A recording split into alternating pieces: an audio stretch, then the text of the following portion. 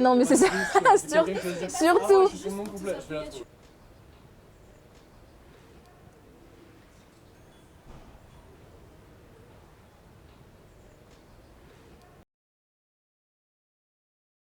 Bah, du coup, moi, c'est Mallory Landa, j'ai 25 ans, je viens du Nord-Pas-de-Calais. À la base, j'ai fait mon lycée à Tourcoing, j'ai fait un bac pro.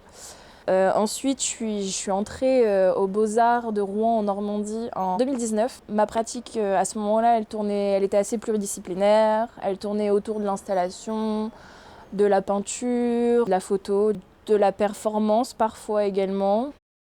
Du coup, cette liste que j'ai faite en 2022 avec des artistes tatoueurs, je les retrouve à Rouen, là où j'habite, parce qu'ils faisaient un tattoo tour pour chercher une personne avec qui faire une performance. Ils sont arrivés chez moi.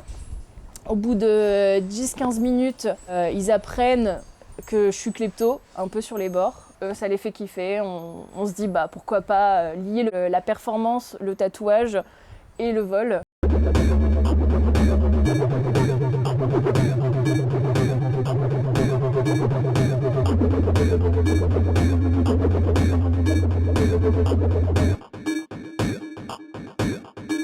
Du coup, c'est là que ça a été un peu les débuts de ma pratique durant mon DNA lié à l'illégalité et aux pratiques subversives.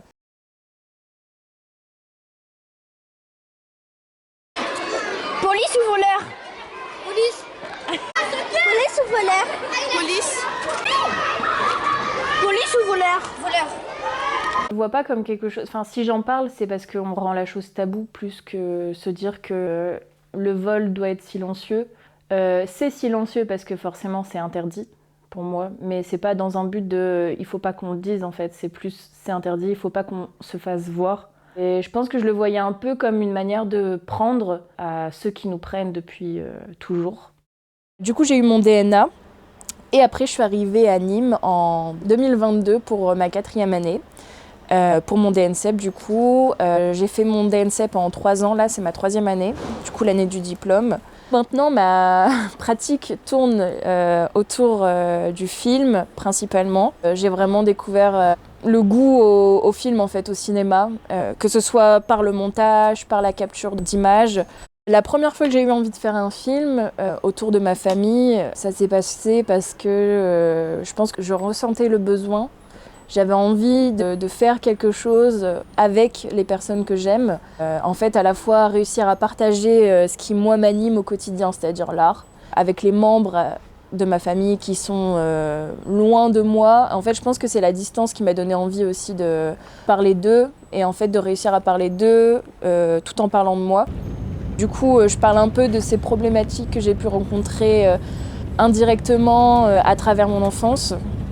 Que ce soit, j'ai pu faire un film qui parle d'un souvenir de voiture avec mes frères et ma mère, en train d'aller chercher des cigarettes à la frontière belge.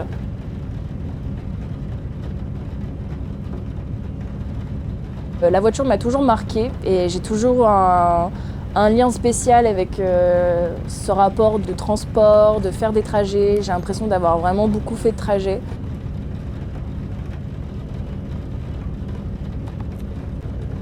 Je parle de ma place en fait. Je crois que à travers le film aussi, j'essaye de parler de ma place, que ce soit dans mon foyer ou que ce soit dans ma pratique.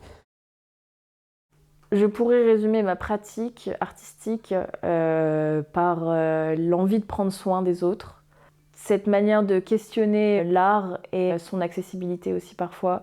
La subversion, réussir à détourner les choses et en même temps expérimenter. Et féministe. Il fallait que je le dise en fait, je peux pas ne pas être féministe. Donc dans tout ce que je fais, forcément le féminisme, il est présent même s'il se ressent pas forcément. C'est pas quelque chose que je vais genre devoir prouver aux autres, mais mon regard face à mon travail et face aux autres, il l'est. Donc oui, mon travail est féministe. Mon mémoire, c'est un journal intime en fait. Je parle de ces liens qu'il y a à travers mon foyer, particulièrement de ma mère, et à travers lequel j'essaye de me mettre à leur place, tout en parlant de pourquoi j'ai décidé de partir et pourquoi je tiens tant à réparer ces blessures-là. et en le liant à ma pratique, qui me permet indirectement de prendre soin d'eux et de reconsidérer ce que j'ai pu vivre avec un autre point de vue et plus d'empathie sur tout le contexte social dans lequel j'ai grandi. C'est pour ça que je dédie ce mémoire à ma mère, qui est juste une femme incroyable.